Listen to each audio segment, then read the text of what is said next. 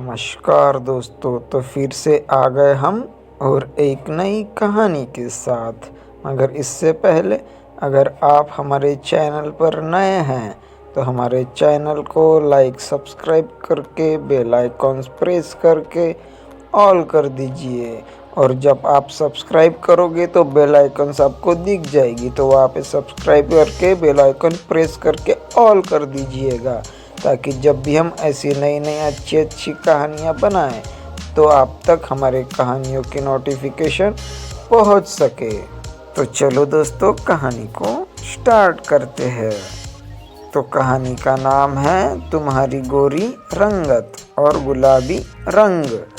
और यह कहानी है हिंदी प्रेम कहानी। मैं चौक के MGI कॉलेज के कक्षा 9 में पढ़ती थी।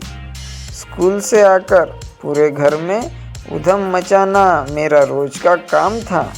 कभी घर में अमरूद के पेड़ पर चढ़ जाना तो कभी छत पर फ्रेंड्स के साथ गप्पे मारना।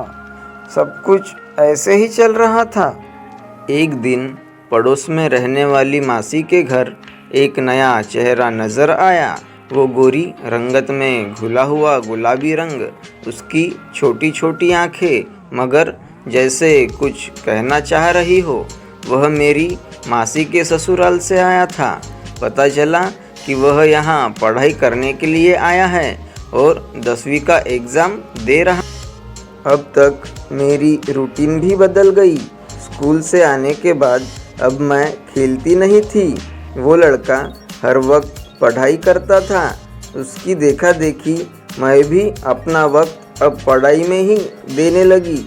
जैसे ही मेरी नज़र उन छोटी छोटी आँखों पर जाती, वही टिक जाती।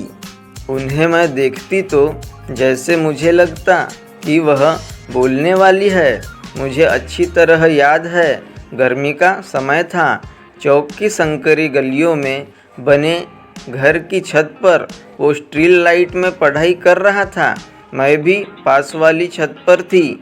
मेरे हाथ में किताब थी, लेकिन मेरी नज़रें बार बार दूधिया रोशनी में चमकते हुए उस चेहरे की ओर ही जा रही थी। लेकिन वो बस जैसे उस किताब में खुद को खो देना चाह रहा था। अब तो रोज़ बस यही सब था और कितने दिन ऐसे ही चलता रहा। न वो मुझसे कुछ बोला और न जाने क्यों मैं भी उससे कभी कुछ बोल नहीं पाई।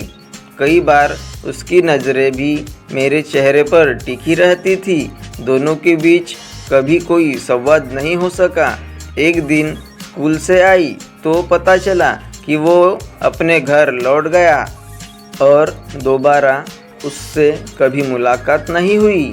मेरी शादी हो चुकी है, लेकिन स्ट्रीट लाइट की दूधिया रोशनी में जब भी अकेली हो जाती हूँ, वो घुंघराले बालों वाला चेहरा न जाने क्यों याद आता है। तो दोस्तों, यह कहानी कैसी लगी तो कमेंट बॉक्स में ज़रूर बताएं और हमारे चैनल को लाइक सब्सक्राइब करके बेल आइकॉन प्रेस करके ऑल कर दीजिए, ताकि जब भी हम ऐसी नई नई अच्छी अच्छी कहानियाँ बनाएं तो आप तक हमारे कहानियों की नोटिफिकेशन पहुंच सके। तो आशा करता हूँ कि आप सब्सक्राइब ज़रूर करोगे। तो चलो मिलते हैं दोस्तों नेक्स्ट कहानी में।